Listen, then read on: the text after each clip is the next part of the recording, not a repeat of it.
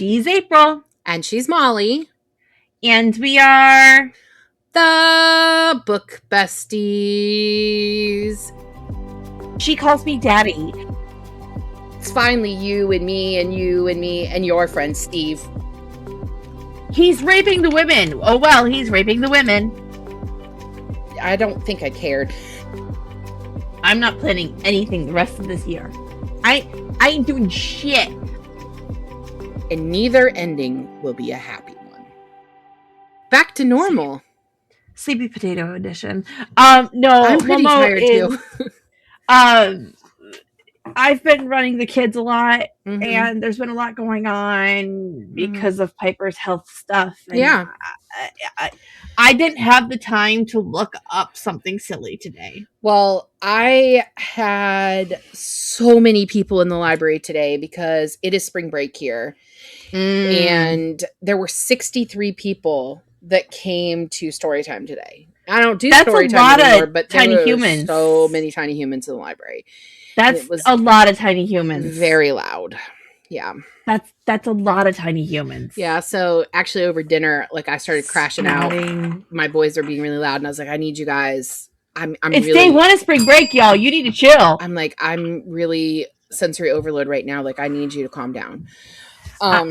My home hasn't been empty since before my surgery. Oh, yeah.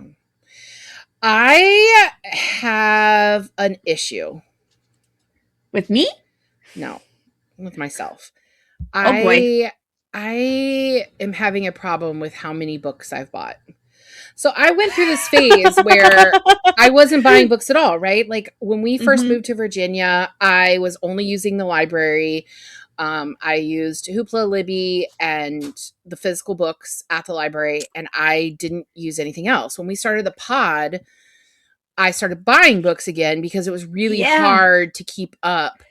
To have this problem, my TBR cart has turned into a TBR bookshelf that is completely overfilled, and I have stacked it over the top of it, and it's I could turn my cameras, and it's 12 long, and then I've just stacked books on top of that. I'll put a picture in the stories for you guys to see this, because there's just so many fucking books. Yeah. And I need to stop buying books, but I can't stop buying the books. Right. And I just received 2 more books in the mail today, and a third one that was released today. It just hasn't arrived yet.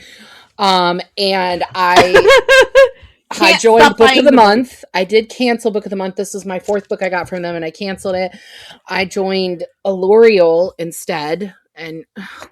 I heard people like L'Oreal though. I hear I'm struggling because I have a huge amount of unread books, and I bought a whole bunch more for BookCon in anticipation of meeting these authors. But, even if you stopped buying right now and you continue to borrow from the library and read, you'll never catch up on your TBR list. So what's the point of not bringing yourself joy by buying the little trophy? So I plan to spend the rest of this year reading books off my physical TBR. I will not be... Solid choice. I will not be reading things that I do not already own.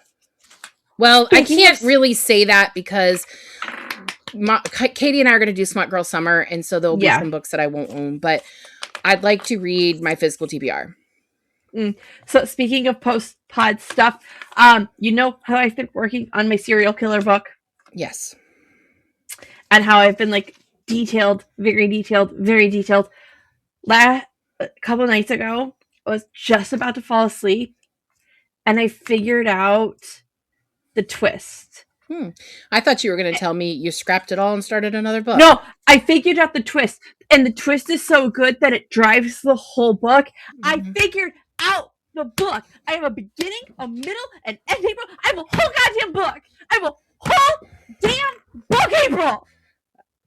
I am really excited to read it, even though that's not really my genre. I'm still excited to read it. I have a whole book. I love it. I just need to be not tired. So I'm going to circle back to me talking about BookCon for a minute. Please. Yeah, sorry. BookCon I just got is this so excited. This I remembered to tell you. Tuesday, this episode comes out. This week is BookCon, the weekend. Yeah. I posted something on social media showing off the new shirts that Carpe Librum sent me. Yeah. Those colors are so good. And they sent me this. Pretty. And I also have giveaways. So they sent me a whole bunch of their magnetic bookmarks. Rock on. In a variety of colors. Some of them are on glitter paper.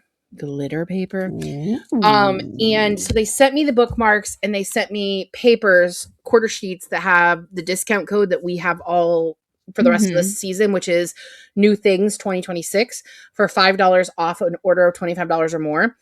And super cool. I don't even know how many of these I have, but there are a lot of bookmarks. Find April is what she's saying. Come find me. If as a bonus, if you find me, you can meet Nurse Katie, and most likely you can meet the author Francesca Zappia, because she's going to be hanging out with us. And if you annoy them enough, they'll FaceTime me. Sure. But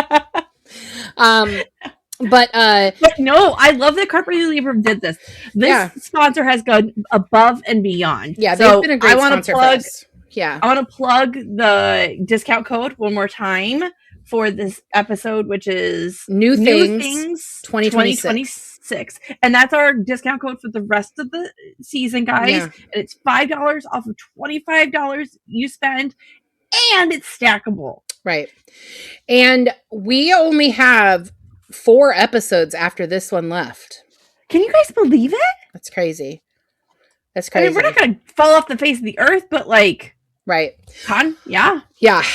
It's very bittersweet. I agree. I've enjoyed doing it. I mean, we're both tired, which is why we're taking a break, but who knows if we might come back? Who knows? We're definitely not coming back the rest of this calendar year, though. The rest of 2026. No. I'm not planning anything the rest of this year. Yeah. I ain't doing shit. Yeah. I ain't doing shit. Yeah. So for this episode, we are actually going to be talking about this book, Red Rising by Pierce Brown. I'm so frustrated by that book. And this was a fan suggestion. Multiple people have asked us to cover this book. My God. And not just you. They've asked me. They brought it up on TikTok. They bring it up on Instagram. They DM us. We get it. Mm-hmm. We've gotten a lot of people suggesting it. So, so this is book 1 of the Red Rising trilogy, but then there's also like another series that takes place 15 years later. We're only covering Red Rising because that's what we read. So that is all we're reading, damn it. Well, we'll talk more about that in a minute. Is it okay if I give you a synopsis? Please. All right. Darrow is a red. He was born and bred through centuries of careful evolution to prepare Mars for the higher colors, mainly the golds. But after his wife Io dies a martyr's death, he learns that everything he has ever known is a lie. Saved from his own death by Dancer and his Sons of Ares companions, Darrow is carved from the red he was born to be to the gold who could save them all. Armed with a fully gold look, a new vocabulary, and moderately passable fighting skills, Darrow is admitted into the very prestigious institute where he will need to rise in rank to prove himself to high-ranking golds with only one goal in mind: rebellion. And according to Dancer, the only way to bring down the golds is to destroy them from within. Darrow is faced with test after test to prove himself the best in his class. Along the way to victory, the Reaper, which is Darrow, finds unlikely allies in Mustang, Severo, Pax, and Roke. He also makes plenty of enemies, including Cassius, the Jackal, and Antonia. The most important thing to remember is that everyone is watching you, win or lose, and neither ending will be a happy one. Yeah. So the audiobook, until I read your notes, in the beginning, because of the accents, I thought they were calling him Daryl. Daryl. Daryl. And when we got to when he was a gold, they started saying Darrow, and I thought they were mispronouncing Darrow on purpose. So, I don't know if it's supposed to be Darrow or Darrow because I read the physical book. So, but it is spelled Darrow. So are the Reds mispronouncing it, or are the probably the Golds are mispronouncing it because they keep referring to it as an off-color name. So. Yeah, it's just, it was like, that's weird why they're saying his name different. Okay. And then we're like, and then I see your notes and I was like, Darrow. Okay, it's spelt Darrow. Am I wrong? Mm-hmm. Did I not hear it right in the beginning of the audiobook? Am I crazy? All of those questions could be possibly. Can I start with the questions? Yeah, sorry. It's all good. All right, we've been asked multiple times to cover this book. It has also been on our personal TBRs for a long time. So what did you think about Red Rising and Pierce Brown's writing, and will you continue this series?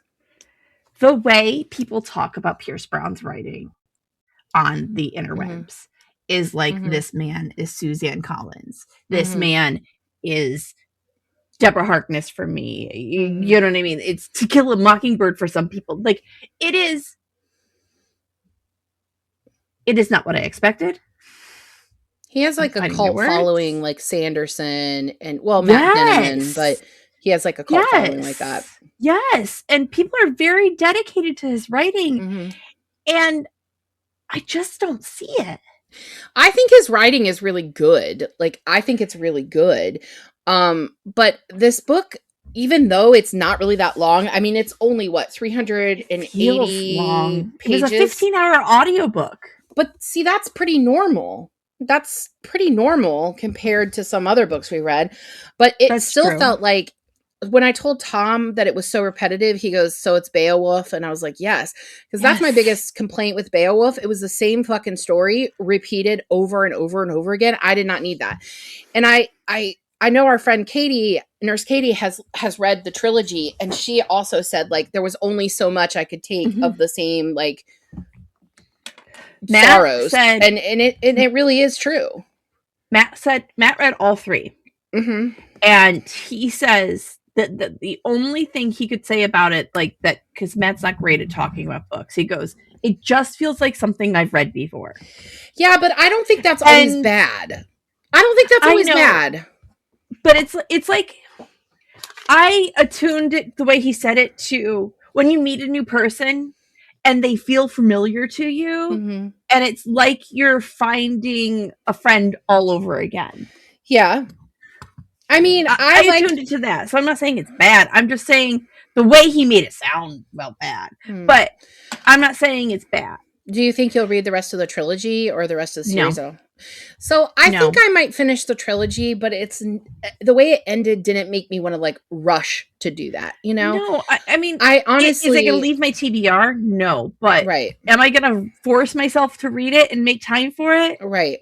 That's how I feel too. No. That's how I feel too. I had access to them. And here's the thing. I think I was at like 80 or 80 something percent. And I like texted you and said, I don't want to finish. Like, I don't care enough. And it's not that it was a bad book. Like, it was a good book, but I didn't care. And I text you and I go, that's when I started to care. Yeah. Right. And you're like, what? No. Yeah. See, that's the problem. Like, it shouldn't take me that long to give a shit about a book. Right. Right. To me, it was the same issue I have with the Red Queen series by Victoria Aveyard.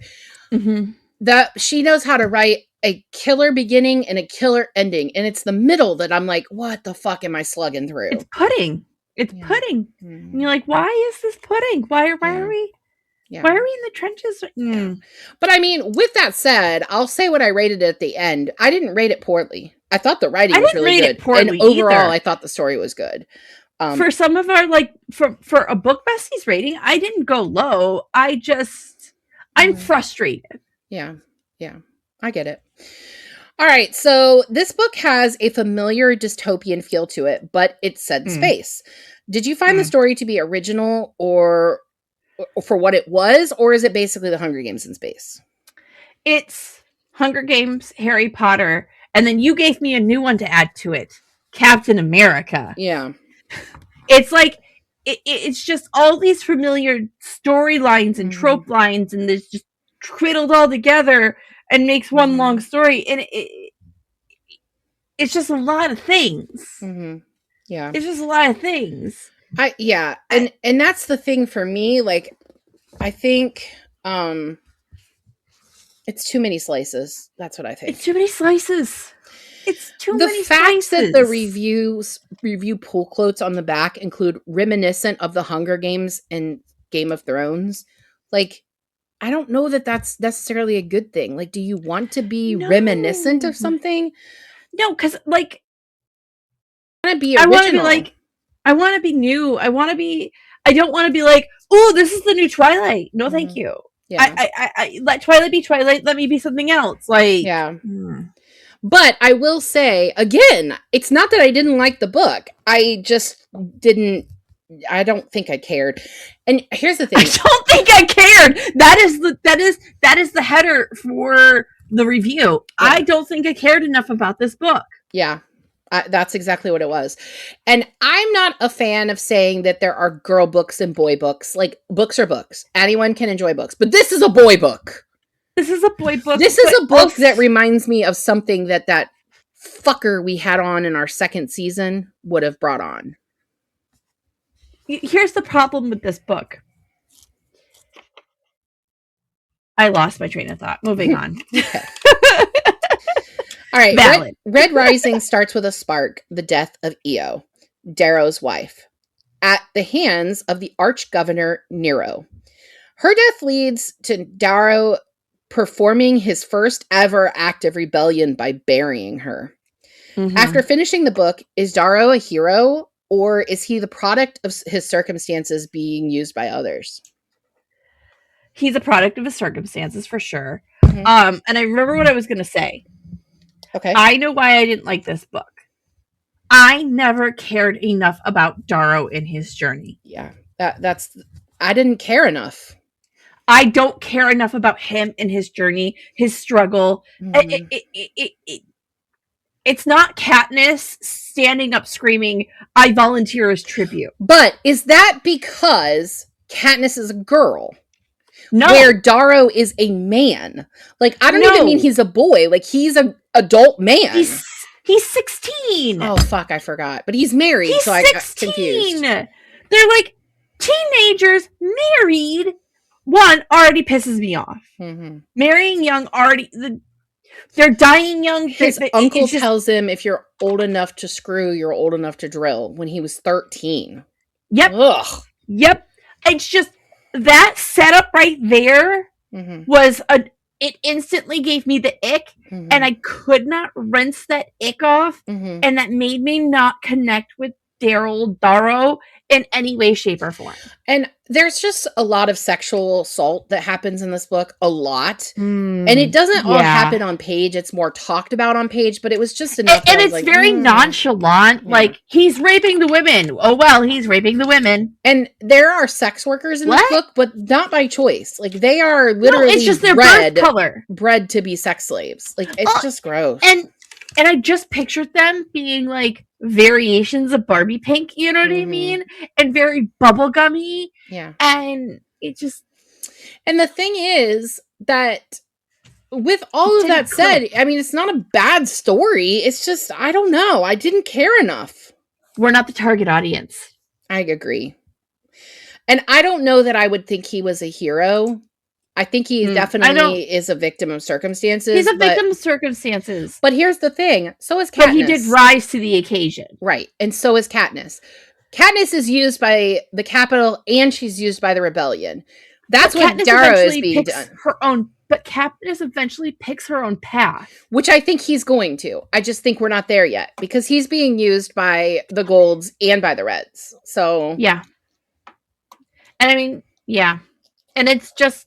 But that's Hunger Games. Capitals. It's all dystopian novels. Yeah. There's always a chosen one. All right, so I want to talk briefly about Darrow being carved. Essentially, he is completely remade, including changing his DNA. Darrow's carver, Mickey, is a fairly ruthless artist who uses people for his own gain. What are your thoughts on this portion of the story? I don't know if we needed all of it. Thank you.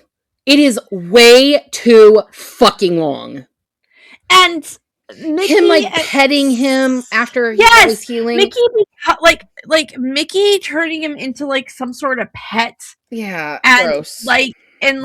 He's my son now, and like it was so gross. It's the older men who date 18, 20-year-olds and be like, she calls me daddy. I don't like that. Yeah. Agreed. I don't like that. Agreed. Yeah, it was really gross. I could have done without that whole lengthy sequence. Like, of course, he needs to be remade, but those chapters were just so long. Gruesome. I don't think they really connected very well to the rest of the story. Like, is the story his origin with Io dying, or his story him rising up in the school? It's one of those, but it's not this. It's not the rebuilding. It's just, I understand why they had to put those scenes in there, but not that many. And maybe a little bit more, clean it up. You know, like, yeah.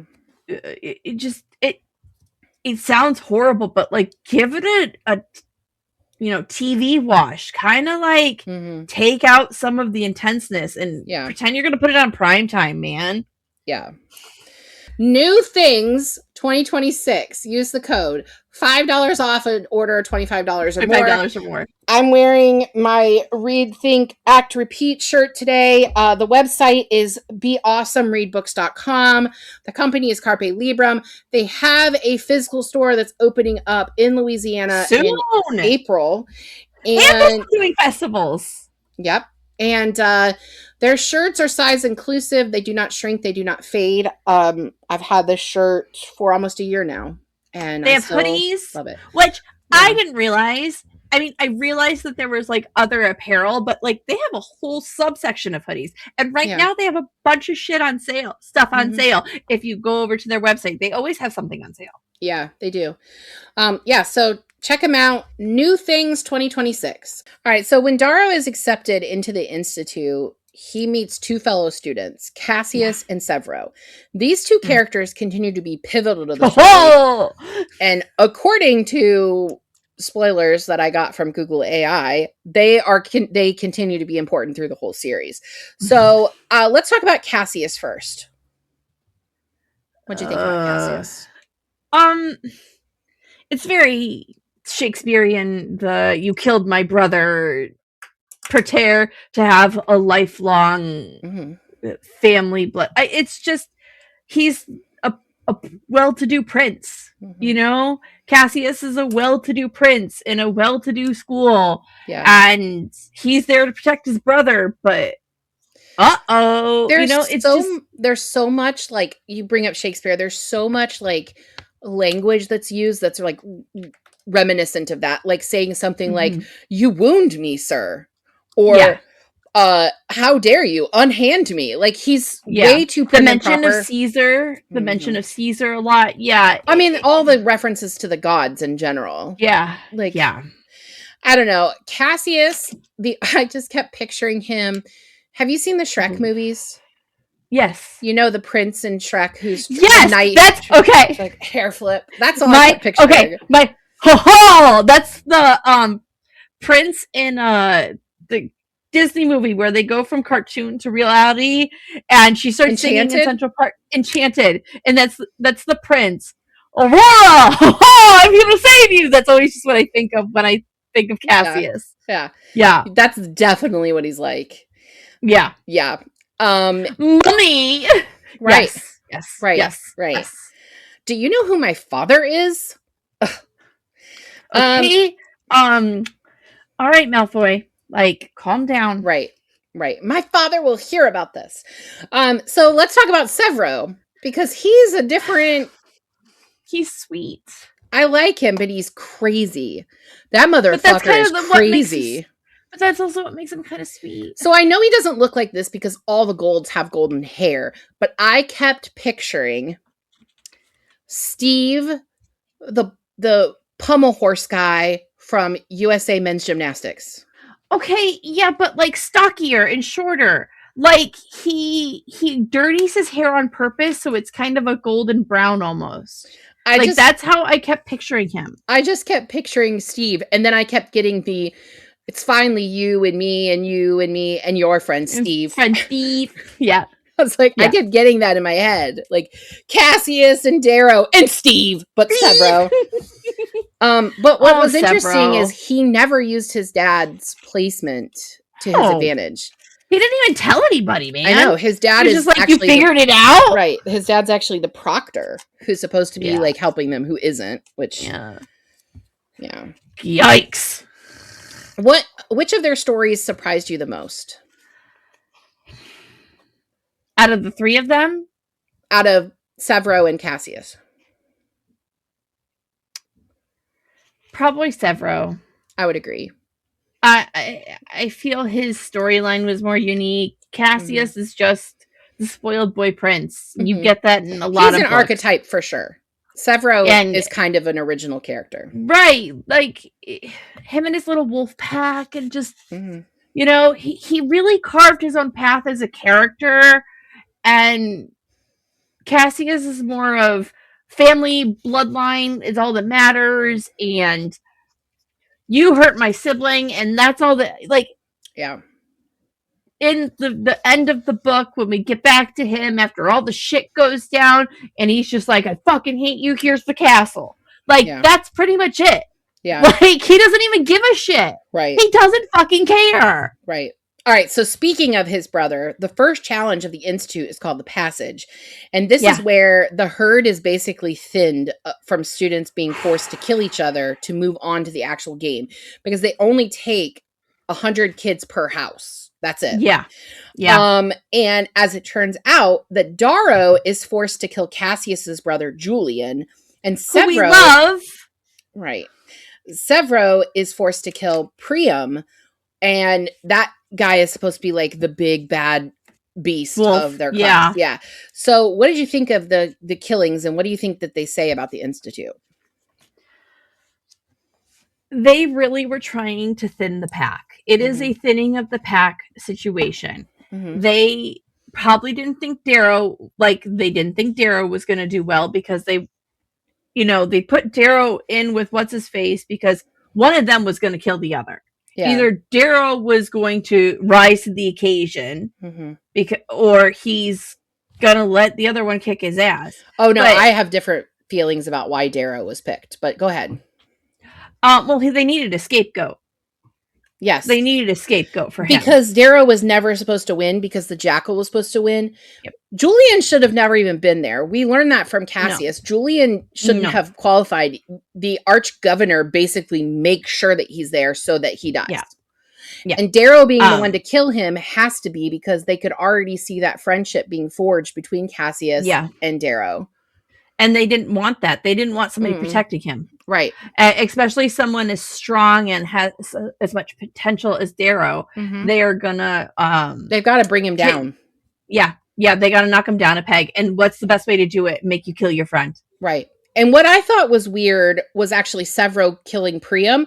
And not because Severo successfully killed the big bad beast, but because when they come out of the passage, the proctor talks about how unfortunate it is that Priam died. Well, the proctor is Severo's fucking dad.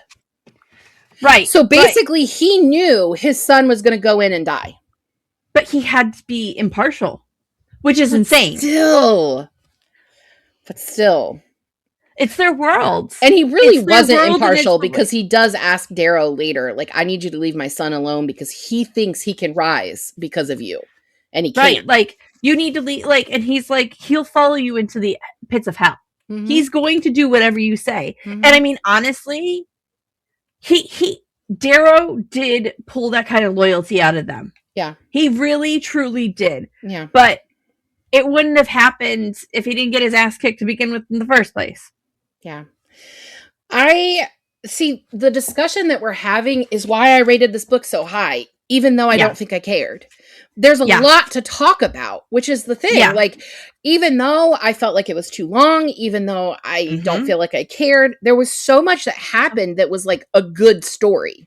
Yeah. Yeah, but also at the same time, what the fuck? Right. So during the war games, Darrow regains favor and then loses it. It isn't until he is completely broken and left for dead that he really makes his charge with Mustang by his side. Before I ask my question, I just want to say that he rises up and falls down multiple motherfucking times in this book before we get to this one. Like, I don't think we needed that many times. No. He definitely got kicked on his ass enough.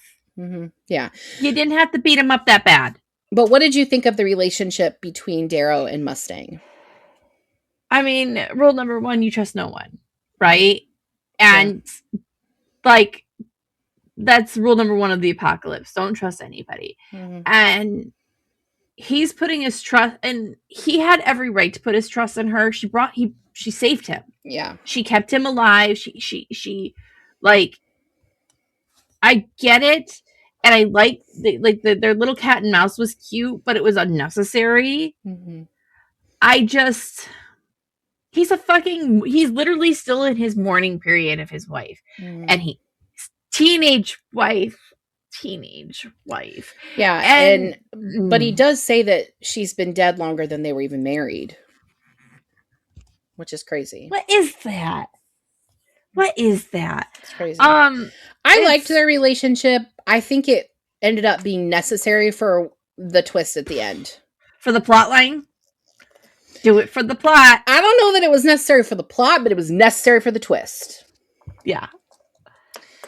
Do it for the plot, man. So there's a lot of death in this book. Was there one that hit you the hardest? The big guy. Pax. That's the one that hit me the hardest too.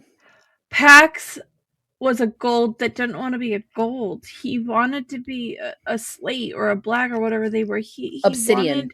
Obsidian. He wanted a different life, and it proves Pax is a perfect example to show that not everybody wants to be what they're born as in this world. Well, and I mean, just to give you and guys... he was in love with an obsidian girl, too. I know. He loved her. I love that he was so motherfucking big that he threw horses. That, to me, is fucking hilarious. Yeet! Yeet a horse.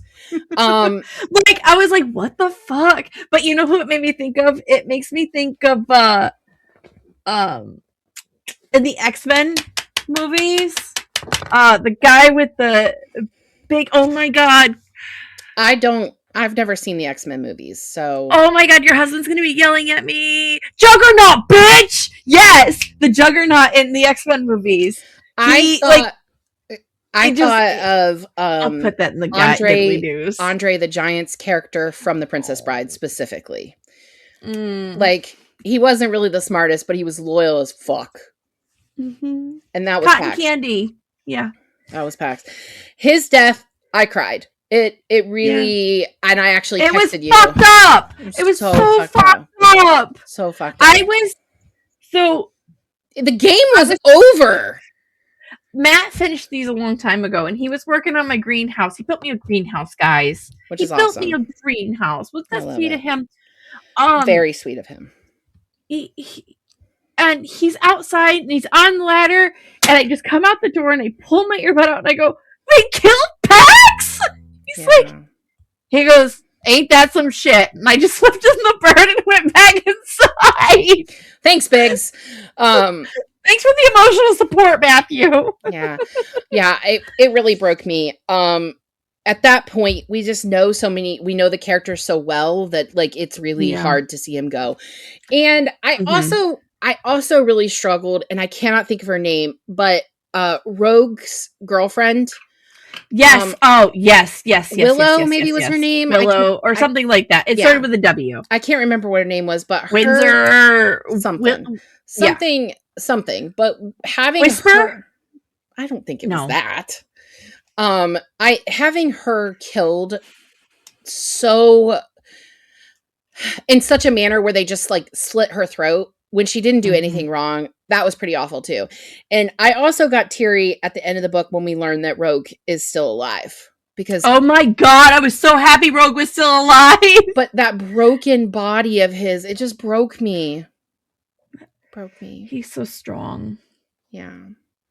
But according to spoilers on Google, he doesn't end up being on Darrow's side. He ends up betraying him to Cassius. You know what? Fuck him. I'm glad his bodies broke up then.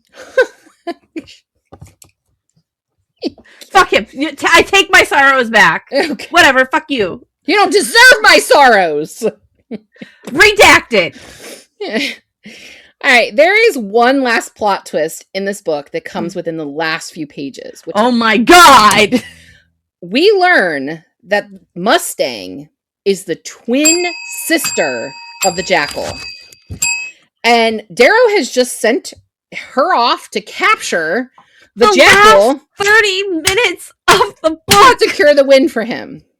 There was not enough book left for that. 30 minutes of the book. There was not enough fucking book left for that plot twist. Did you trust her? No. I didn't either. No, I thought for sure she was going to be. And I still don't at the end of the book, even though she was on his side, even though she provided, I still didn't trust her. But she has a reason to hate her brother. And her father and her whole family. Darrow tells her dad, who is the arch governor, tells her dad, you bet on the wrong kid. Like, you should have bet on Mustang. Yeah. Virginia was the one. He's like, don't call him that. Don't call her that. Yeah. Like, he doesn't want the jackal because they aren't jackals. They are lions. It's uncouth. Well, it's because jackals eat, like, dead carcasses and lions hunt. But truly, lionesses hunt, not lions. Those lions male lazy lion fuckers, they be letting the women do the work. What else is there? No. Right. Yeah, so the twist really got me. I was really shocked to hear that. I was so shocked. And it was an original twist. Mm-hmm. I didn't see twins coming. I didn't even think about twins. Mm-mm. Like, no. Like, I didn't even think about, because we were so deep into the games, I forgot about the houses. I forgot about the process. Yeah. Well, because at that point, there really weren't even houses left. It was really just I forgot they were fucking kids, right? Like, you know? And then, like, oh, yeah, we're fighting the Proctors. Wait, what? We're fighting the Proctors? She's his sister. Time out. This is a game again. Yeah. Like, we go from it being a like, and that's kind of what it is for the kids, too. It's a reality, and then, oh, shit, it's a game again. Right. And it's important that it's on acid. It's actually a school. So, like, where the Hunger Games, they're forced to do that. They don't have a choice. This is like, they want to do it for the glory. Voluntary. Yeah. It's all careers. Exactly. It's all careers. Exactly. Just a bunch of motherfuckers. Isn't the bad guy or the career from the first book also named Cassius? Yes. Bop, bada, bop, bop. Okay. All right. I guess that's just what we go with. All right. So Darrow fiercely faces the Proctors. He kills the Apollo Proctor. I thought he killed Venus. No, they tie her up and gag her. Oh, okay. She is the lover of Apollo. That's who he killed. Right.